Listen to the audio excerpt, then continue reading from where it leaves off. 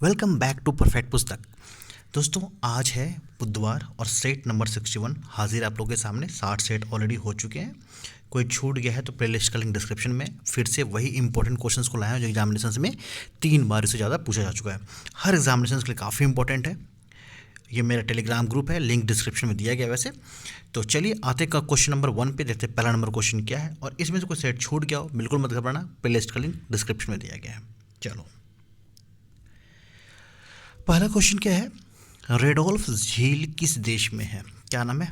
रेडोल्फ। ये झील किस देश में है? ये एक क्षारी झील है, जैसे अम्ल क्षार होता है ना, लवण। तो ये एक क्षारी झील है। तो ये किस देश में है? नॉर्वे है, रूस है, केन्या और चीन है। तो सही जवाब है केन्या। सी इसका राइट आंसर हो गया। ये क्वेश्चन बहुत इंपॉर्टेंट है, ठीक है। और रेडोल्फ झील आज का क्वेश्चन एग्जामिनेशंस में। भारत और अफगानिस्तान के बीच कौन सी रेखा है? इस क्वेश्चन को थोड़ा समझिएगा अच्छे से, बहुत इंपॉर्टेंट है। और जैसे हमेशा बोलता हूँ, जब भी वीडियो देखिए तो कॉपी पेन रखा कीजिए। क्वेश्चंस बहुत सारे इंपॉर्टेंट होते हैं, लिख लिया कीजिए। तो चारों की इस 3 लाइन के बारे में जानते हैं, क्योंकि तीनों के तीनों इंपॉर्टेंट है।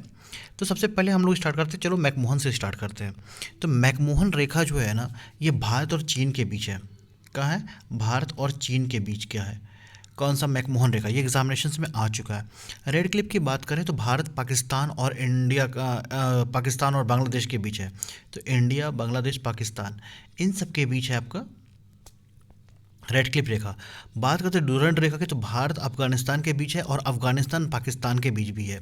तो अफगानिस्तान पाकिस्तान के बीच कौन सी रेखा है? तो डूरंड रेखा है। भारत अफगानिस्तान के बीच कौन सी रेखा? तो भी डूरंड रेखा है। तो आंसर ए इसका राइट आंसर हो गया। तीनों को लिख लीजिए, बहुत इंपॉर्टेंट है। शेषनाग झील किस राज्य में? शेषनाग झील किस राज्य में है? तो शेषनाग झील जो है अनंतनाग जिला में है। अनंतनाग जिला में है। और ये अनंतनाग जिला कहाँ है? जम्मू कश्मीर में है। तो 20 का राइट आंसर हो गया। दोस्तों, हम लोग जो वीडियो आता है सप्ताह के 3 दिन आता है, मंडे, वेडनेसडे, फ्राइडे, यानी बुधवार, सोमवार, बुधवार, शुक्रवार रात के 8:30 बजे।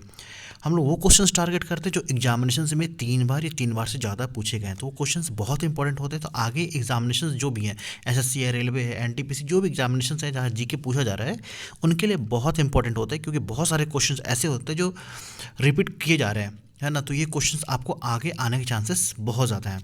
तो वीडियो के अंत तक देखिएगा और बताइएगा लास्ट में कि आपको आज का वीडियो कैसा लगा। भारतीय रेल का राष्ट्रीयकरण कब हुआ था? नेशनलाइजेशन ऑफ इंडियन रेलवे कब हुआ था? 1853, 1835, 1905, 1950। 4 ऑप्शन दिए गए हैं।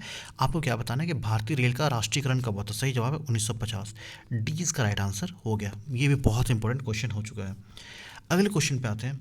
खट्टे फलों में कौन सा अम्ल होता है? जो खट्टा फल होता है, जैसे आंवला है, उसमें कौन सा फल होता है, अम्ल होता है, माफ़ कीजिएगा। फॉर्मिक एसिड, साइट्रिक एसिड, गंधका अम्ल और सिरका।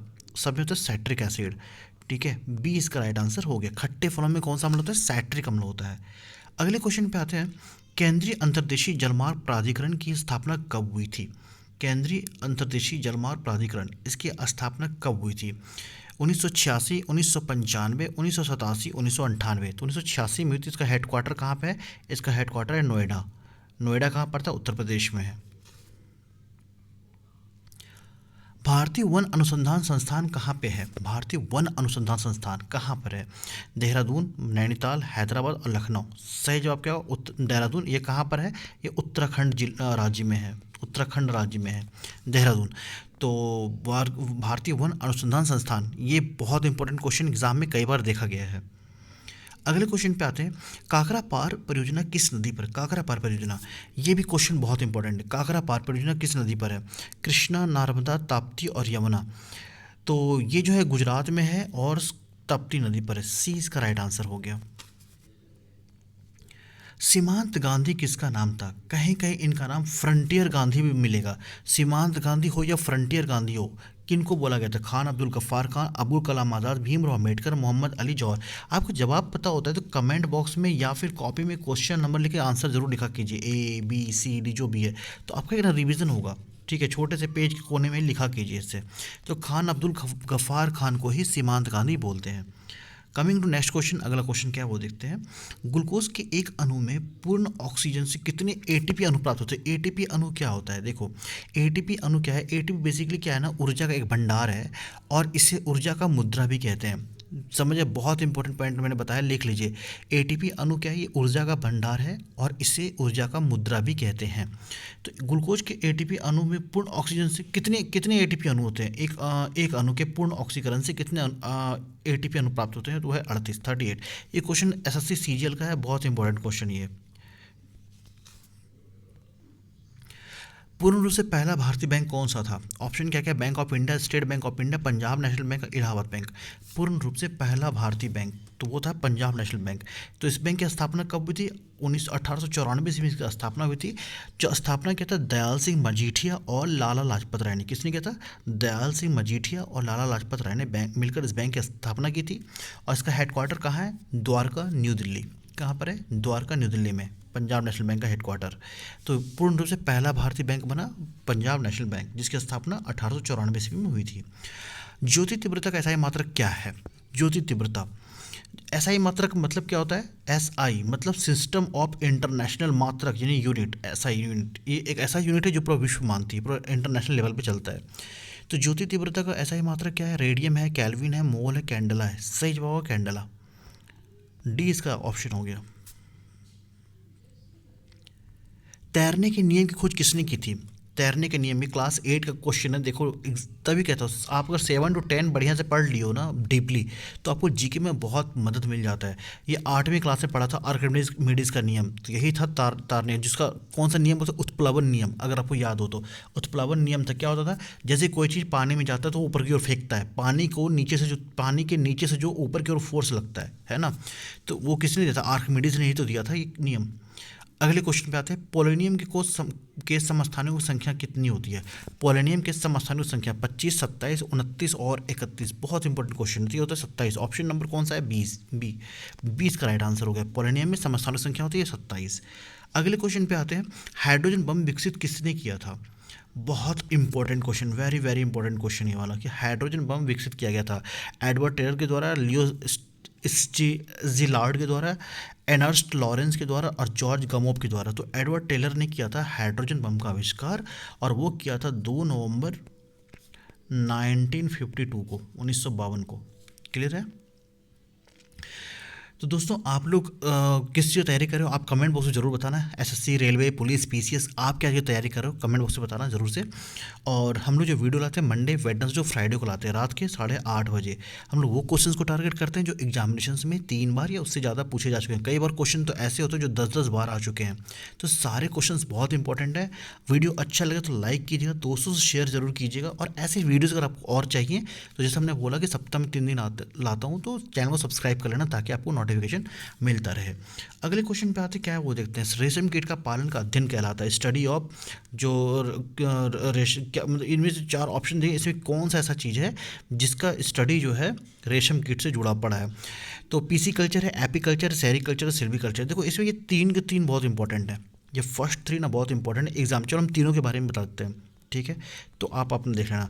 सबसे पहले आते हैं पीसी कल्चर। तो ये फिश के बारे में, जो मछली होते हैं उनके बारे में है ये पूरा अध्ययन जो करते हो। एपीकल्चर जो मधुमक्खी होती है, जो शहद देती है मधुमक्खी, उसके बारे में है। और जो सेरिकल्चर है ये आपका रेशम कीट से है। तो तीनों का तीनों, तो किसी चीज़ का जो स्टडी है वो कल्चर से जुड़ा हुआ है, ठीक है? इसीलिए इसको कल्चर बोलते हैं। यहाँ पे देख लो आप, है ना?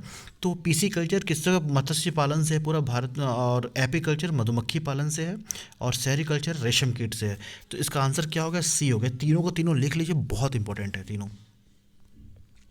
मलेशिया के संसद का नाम क्या है? ये संसद पे अक्सर क्वेश्चन ना, रेलवे और एसएससी क्वेश्चन बहुत पूछता है कि यहाँ के संसद का नाम क्या है। तो चलिए देखते हैं क्या क्या है। पार्लियामेंट है, नेशनल कांग्रेस है, मजलिस है और दीवान निगारा है। चलिए 4 ऑप्शन है, चारों को जानते हैं कहाँ का संसद का नाम है। पार्लियामेंट की बात करते हैं सबसे पहले। तो पार्लियामेंट भारत है, ब्रिटेन है, साउथ अफ्रीका है, इन सब में संसद को नाम पार्लियामेंट से भी जाना जाता है। क्लियर हो गया? तो भारत हो गया, ब्रिटेन हो गया, जैसे इंडिया में पार्लियामेंट बोलते हैं, संसद ही बोलते हैं। तो ब्रिटेन, साउथ अफ्रीका, है ना, ये सब में पार्लियामेंट बोलते हैं। अगला question national Congress. National Congress Brazil की संसद को क्या बोलते हैं? नेशनल कांग्रेस बोलते हैं। कहाँ पे? ब्राज़ील की संसद को। ये एग्जाम में आ चुका है। मजलिस अगर बात करें तो ईरान की संसद को मजलिस बोलते हैं, ये क्वेश्चन में आ चुका है। दीवान निगारा इसका सही जवाब होगा। दीवान निगारा मलेशिया की संसद को बोलते हैं। ये क्वेश्चन बहुत इंपॉर्टेंट है, ये लिख लीजिएगा। एक क्वेश्चन और बहुत इंपॉर्टेंट है, डायट कहाँ का है? तो जापान की संसद का नाम डायट है, ये भी लिख लीजिएगा। डायट लिख लीजिएगा। डाइट। ये जापान के संसद का नाम है। ये क्वेश्चन कई बार एग्जाम में आ चुका है। चलिए अगले क्वेश्चन पे आते हैं। भारत में पहली बार राष्ट्रीय आपातकाल कब घोषित किया गया था? 1962, 1975, 1971 और 1972। चलो देखते हैं। देखो राष्ट्रीय आपातकाल जो होता है ना, सबसे पहले ये जानो कि राष्ट्रीय आपातकाल जो होता है ना, वो संविधान के अनुच्छेद 352 के तहत लगता है। उसी के अंदर सारा कुछ बात किया गया है। तो पहला आपातकाल लगा था 1962 में, दूसरा आपातकाल लगा 1971 ईस्वी में, तीसरा आपातकाल लगा 1975 ईस्वी में। 1962 का तो चीन ने जो आक्रमण किया था उसमें लगाया गया था, ठीक है। और 1971 पाकिस्तान लड़ाई से जुड़ा हुआ है। तो 3 बार आपातकाल कब का लगा? 1962, 1971 और 1975 ईस्वी में लगा है। तो यहाँ पे देखिए 62 है, 75, 71 है। तो पहला आपातकाल 62 में, दूसरा आपातकाल 71 में और तीसरा आपातकाल 75 में लगा था। चलिए भारत के प्रथम उपराष्ट्रपति कौन थे? सबको पता है कि भारत के उपराष्ट्रपति कौन थे? सर्वपल्ली राधाकृष्णन, जिनके जन्मदिवस पर हर साल 5 सितंबर को टीचर्स डे मनाया जाता है। चलिए अगले क्वेश्चन पर क्वेश्चन नंबर 20 की बात करते हैं। यूरिया में किस तत्व की मात्रा अधिकतम होती है? ये क्वेश्चन बहुत इंपॉर्टेंट है। तो यूरिया में सबसे ज़्यादा होती है 46% मात्रा नाइट्रोजन की, और यही नाइट्रोजन जो किसान का खाद होता है, जो जीवाश्म खाद बना होता है, उसके अंदर 25 से 26% होता है।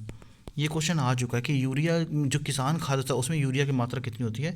तो 25 to 26%। और जो यूरिया होता है उसमें नाइट्रोजन की मात्रा होती है 46%, और किसान खाद में नाइट्रोजन की मात्रा 25 से 26%। अगले क्वेश्चन पे आते हैं। अश्वमेधकर्ता किसकी उपाधि किसने निर्धारण की थी? अश्वमेधकर्ता। तो समुद्रगुप्त को अश्वमेधकर्ता बोलते थे। इनको ही भारत का नेपोलियन भी बोला गया है। तो ये क्वेश्चन में बहुत इंपॉर्टेंट है। समुद्रगुप्त को ही अश्वमेधकर्ता बोला जाता था। अगले क्वेश्चन पे आते हैं। किस नदी को पद्मा के नाम से जाना जाता है? ये भी क्वेश्चन बहुत इंपॉर्टेंट है। महानदी, गंगा, गोदावरी और ब्रह्मपुत्र। देखिए यहाँ पे 2 नदियों के नाम है, ब्रह्मपुत्र भी, गंगा भी है। एक का नाम पद्मा है और एक का नाम जमुना है। समझिएगा क्या है कहानी। देखिए गंगा भारत में बहती है, और भारत में बहती है बंगाल खाड़ी में गिरती है, बांग्लादेश क्रॉस करती है। सिमिलरली ब्रह्मपुत्र भी है, बांग्लादेश क्रॉस करती है, बांग्लादेश जाती है। तो बांग्लादेश में कौन कौन हो गया? गंगा और ब्रह्मपुत्र। गंगा को पद्मा के नाम से जाते हैं और जमुना को, ब्रह्मपुत्र को जमुना के नाम से जानते हैं। ये कहाँ पर? बांग्लादेश में। ये क्वेश्चन बहुत इंपॉर्टेंट है, कई बार मैं वीडियो में जिक्र कर चुका हूँ कि बांग्लादेश में जो गंगा नदी भारत में बहती है, वही नदी बांग्लादेश में पद्मा के नाम से जानी जाती है। जो ब्रह्मपुत्र नदी है वही बांग्लादेश में जमुना के नाम से जानी जाती है। तो यहाँ पे ध्यान दीजिएगा एक चीज़, एक है जमुना और एक है यमुना। तो दोनों सेम मत समझ लीजिएगा। यमुना जो दिल्ली में बहती है भारत वाली, वो अलग है, जमुना अलग है। जमुना और यमुना अलग अलग है। तो ब्रह्मपुत्र को बांग्लादेश में जमुना बोलते हैं। अगले क्वेश्चन पे आते हैं। भारतीय कृषि अनुसंधान संस्थान कहाँ पर है? भारतीय हैदराबाद, देहरादून, नई दिल्ली और मुंबई। तो नई दिल्ली में है। सी इसका राइट आंसर हो गया।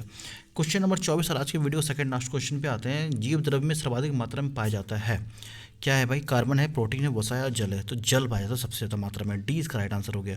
आज का वीडियो का आखिरी क्वेश्चन है। इलेक्ट्रॉन सूक्ष्मदर्शी का उच्चतम आवर्धन कितना होता है? 20,000 गुना होता है? नहीं, 2 लाख गुना होता है, माफ़ कीजिएगा। इलेक्ट्रॉन सूक्ष्मदर्शी का उच्चतम आवर्धन कितना होता है? तो 2 लाख किसमें का? दहाई, सैकड़ा, हज़ार, 2,000, लाख, 2 इसमें होगा। डी इसका आंसर हो जाएगा। तो ये बहुत इंपॉर्टेंट क्वेश्चन था ये वाला सारा का सारा।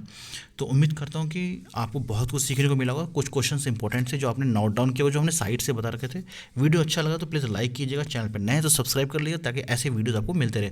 मिलते हैं अगले वीडियो को लेकर हम लोग फ्राइडे को रात के 8:30 बजे। रिमाइंड कर रहा हूँ आप लोगों को, जो मैं वीडियो लाता हूँ मंडे, वेडनेसडे, फ्राइडे, सोमवार, बुधवार और शुक्रवार 8:30 पर हमारे ऐसे सिलेक्टेड क्वेश्चंस होते हैं पूरा स्ट्रेट फॉरवर्ड तरीके से, डिस्क्रिप्शन के साथ, no other talks in only important questions. ठीक है, तो आप लोग बस प्यार दीजिएगा वीडियो को और लाइक कीजिएगा। फिर से मिलते हैं बहुत ही जल्द। तब तक के लिए ध्यान रखिएगा, पढ़ाई करते रहिए। जय हिंद, जय भारत, वंदे मातरम।